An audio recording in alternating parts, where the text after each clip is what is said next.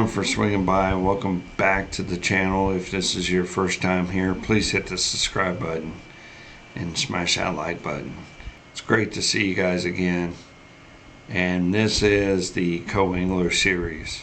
This series and this episode is sponsored by Sportsman's Outfitters. Sportsman's Outfitters is a place that has all your fishing needs.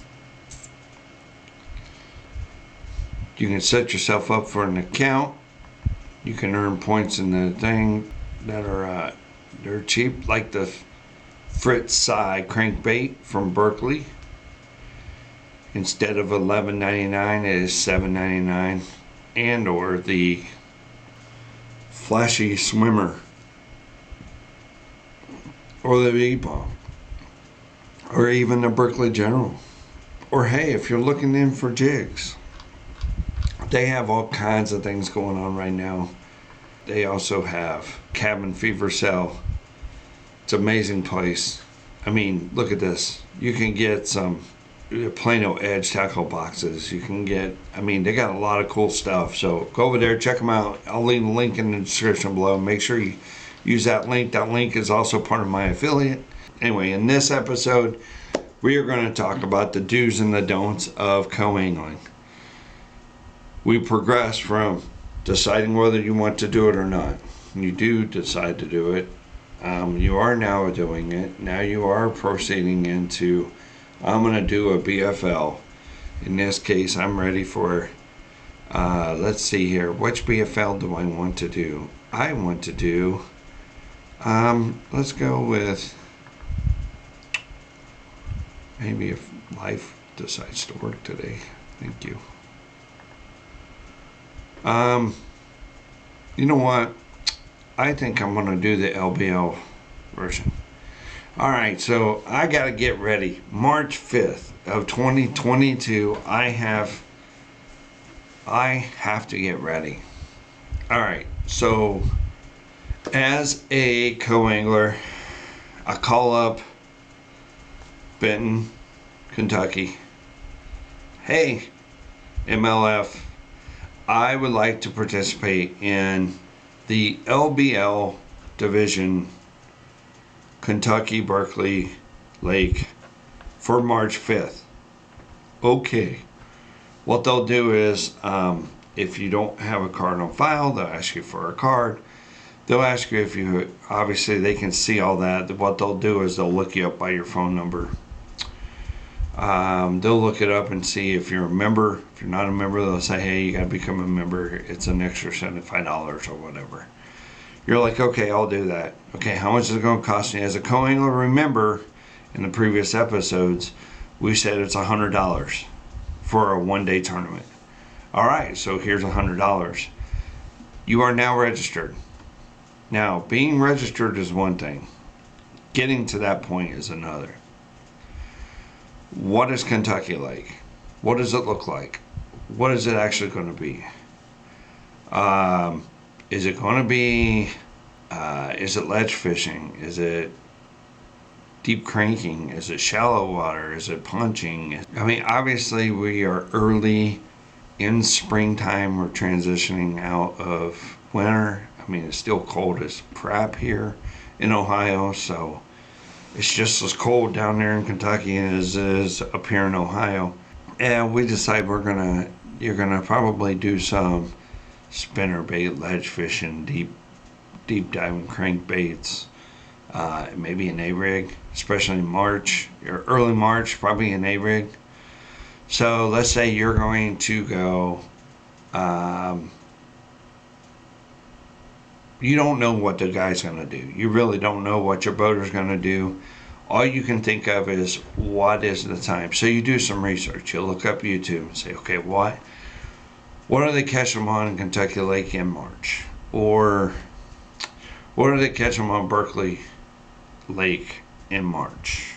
As you can see, these are all going to be the same. They're all the same lake. So if you decide to do, let's say, LBLs, you got to go through and look and maybe do some research. You know, you're doing some research and they say, hey, we're using spy baits, which is good.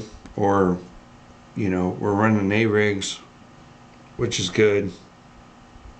Or we're doing deep diamond crankbaits, or shallow crank, or mid-range crank, or I don't know, swim baits, right? So again, as a co-angler, that's what we want to do. We want to save money. You won't know anything unless you got friends that's down there, or you fish it or whatever, and you kind of understand the patterns and everything else for specifically for those lakes. So you prepare yourself, right? You don't need to take topwater lures. It's going to be March. It's probably going to be cold. And if anything, you're going to be pitching. You're not going to throw topwater lures. Just not going to happen. So you don't need to bring out your frogs or whatever. But as a co-angler, you have to also put it in a space, in a tiny space. So in a bass boat, right, you have the back deck, which is where you'll be fishing at the most. You have the middle deck, or the cockpit. It's where your two seats are. It's where all you, if you're running a gun and you're spending a lot of time in there, if you're fishing a lot and also trying to break apart stuff, you'll be obviously fishing on the back half of the boat. And then you got your front deck, which is where your boater's going to be, and you're not going to be able to fish from the front deck unless you're in a team tournament and it allows you the front of the boat. So you need to keep that in mind. So once you do that, once you figure out, say, okay, I'm going to do some deep diamond cranks, take some lipless. There's grass there that I know of. There's going to be some, we'll get some med depth things. I'm going to take a couple of things where I can pitch if we need to, some jigs, some jigging pigs, or some, chatter baits. I'm going to take that. Spinner baits, going to take that, because you never know the conditions and the weather at that day till you're there at that day, and then you're going to have to make adjustments. You can't take a big thing that is 25 by 25 box and take the whole box and put it on there and take 18 different rods and throw them in your boat. No. What you need to get is about 4 to 5 all-purpose rods. I always take at least 4 to 5. I have one that is a heavyweight. Usually it's for my A-rigs, big swim baits or anything like that if I'm North Carolina rigging. That's one rod. I have 2 bait casters that are usually for pitching and flipping, medium heavies, anywhere from the 7.5 foot. My all-purpose rods that I could use for different things. Then I have usually 2 spinning rods, rod and reels. One that I can do drop shot on, one I can do a Ned rig, or I can do a shad wrap, right? Something with the tighter wobble versus, the grand hunting action. Because you got to be prepared for everything. And of course, you want to take enough weights that you can get with, you're only fishing a day. It's 8 hours. Do not take garlic scented, I don't even know what to call it, dip, whatever it is. Do not take that on the boat. You're a co-angler. It's his $70,000 boat. He wants to keep it clean. So be cognizant of that. Obviously, you won't know your partner until the day prior to the tournament, after the meeting. So a meeting is held at 6:30 p.m. every Friday prior to the tournament. Tournament director comes on, they'll chat, blah, blah, blah, blah, gives you the rules. As co-anglers, you can only fish on the back half of the boat. As an angler, you can fish from the front, or the pro or the boater, you can fish at the front half. So you can make a cast. If you hook into a fish, you can go anywhere on that boat. It's wide open. You don't have to stay in the back just to fight it. You can also move to the front if it wants to go crazy. So at least you can do that. Anyway, to go over, just the rules of, It's got to be 12 inches or 14 or whatever, because there's some places that have slot limits and all this other stuff. And again, read the rules, right? In this case, LBLs are both in Kentucky and Tennessee. The lake actually runs down into Tennessee.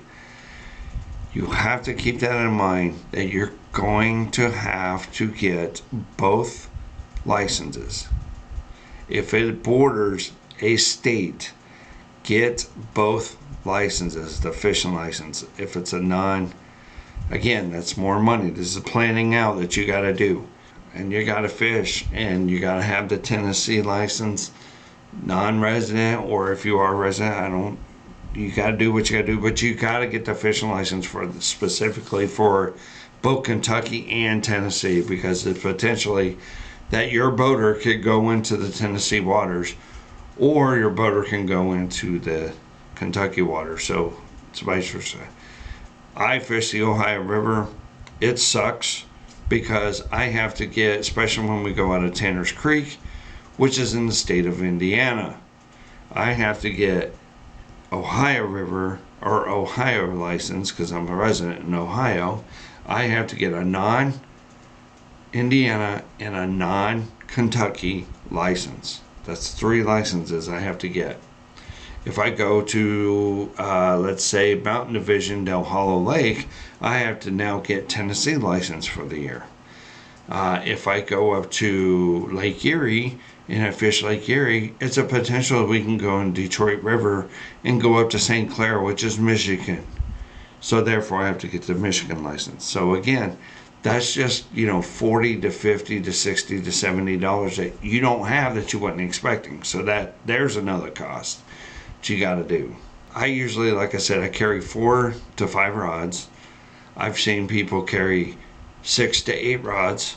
I think that's just too much. I think things start playing with your head and everything else when you're that deep into it. I try to keep it simple, right?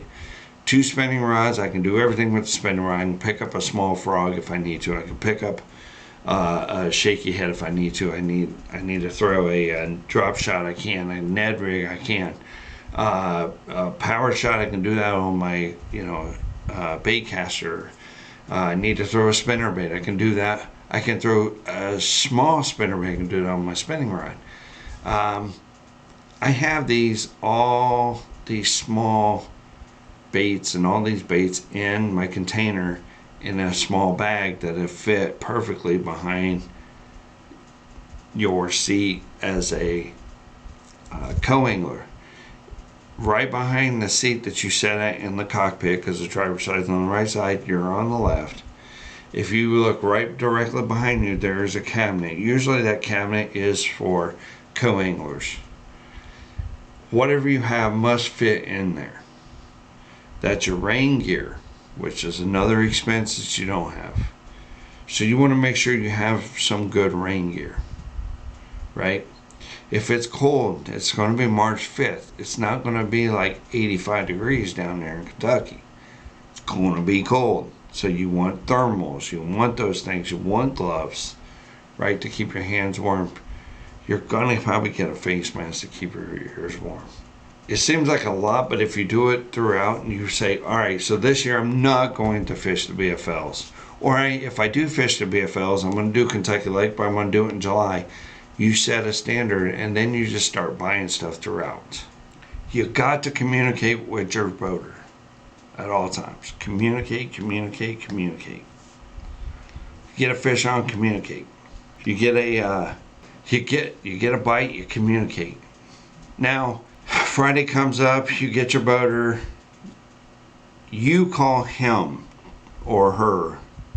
Do not wait and let them call you. Do not do that. Be a co-angler. Be very open-minded when you call these people. These people are putting up a lot of money. Obviously, you can tell they put up a lot of money because they usually have a bass boat with a 200 horsepower motor on the back, which is about 12 to 15 grand depending on when they bought it. And they're the ones out there, been out there for days trying to find these fish to catch, and you're coming out there for one day, right? So be open-minded when you go out there. You're calling them, you call the person, you call your boater first as a co-angler, you call. Make that initial call. If not, if you can't get a hold of them, leave a message. They call you back, you say, hey, what's going on? Once you get to the boat dock, if you can back up the boat, help your boater. If your boater's already in, meet your boater where you can, keep in touch. You go through boat check, you guys will do lunch. Don't go in there hot-headed. Just don't do it. Anyway, once you get in there, you meet your boater. Treat his boat like you would your own. If you have a boat, if you don't, then, treat it like your car. Like, you don't just leave stuff floating around and leaving around or anything like that. Ask them, say, okay, if we catch a fish, you're allowed to use a net in the BF or MLF. I don't believe in Bassmasters you're allowed to use a net. So that's an advantage in the MLF. If you're allowed to use a net, how do you want me to net your fish?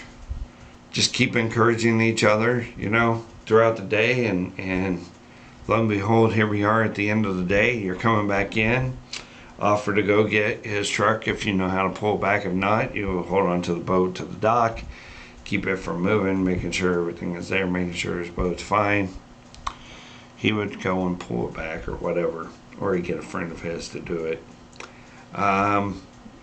You can give him the money at that point. Tell them thank you. You gather up all your stuff, gather up all your trash. Sometimes the boaters that I've been with said, hey, they absolutely love me. They're like, man, you're the best co-angler I've had. I'm not trying to be a nuisance, but I'm also, hey, dude, you're back boating me,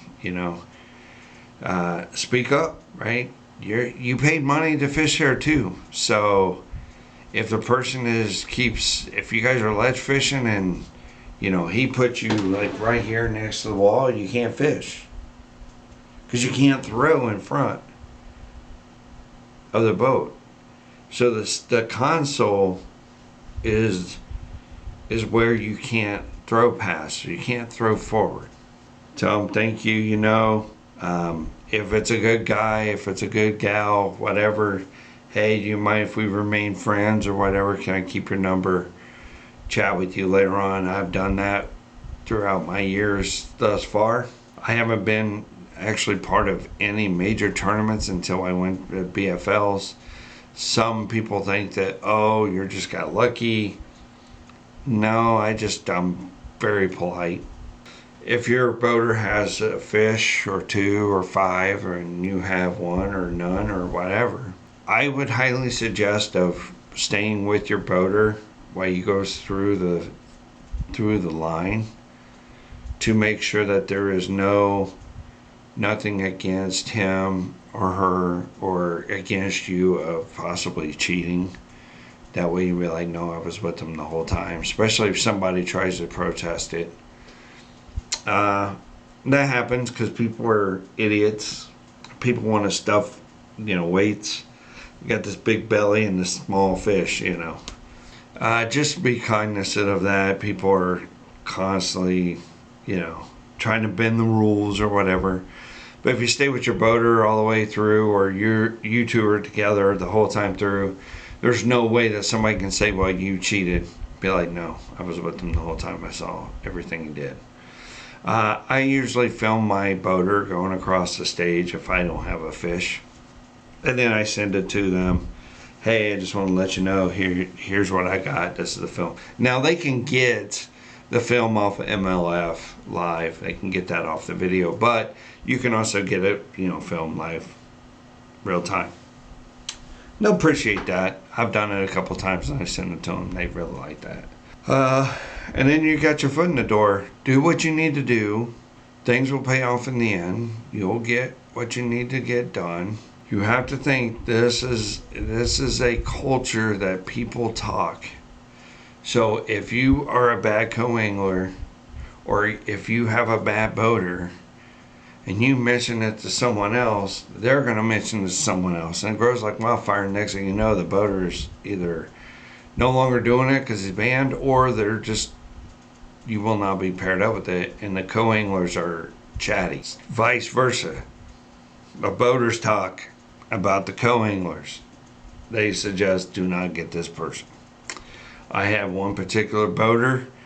I've been knocking on wood. I've been blessed to have really great boaters, except for one. At the end of the day, the boater decided to say I cost him the regional. Now, I don't know if he was saying it to me or just saying it out loud as angriness, but I went to go down to scoop up his fish. The fish jumped against the boat. I didn't want to slam the boat with the net. That's just that, I don't want to ruin the dude's boat, and he got mad at me, and therefore he yelled out, "You cost me regionals." But yeah, as far as the gear, get you 4 to 5 rod reels. Definitely bring a light setup, meaning that you can do drop shots and shaky heads, and because you never know what kind of conditions you're going to face when you go down there. It could be 85 degrees and the water be in the 60s. You might be pitching and flipping up against and catch them off beds in March. There again, you might be they could be on the secondary points and be out in the middle of nowhere, and you're fishing deep. So in the end, it could be April that you could be pitching and flipping to them while they're on beds. So again, just be prepared for everything and anything and everything. Be polite. Be cognizant of what you're doing. So until then, tight lines. God bless. Thank you for swinging by. We out here. Deuces.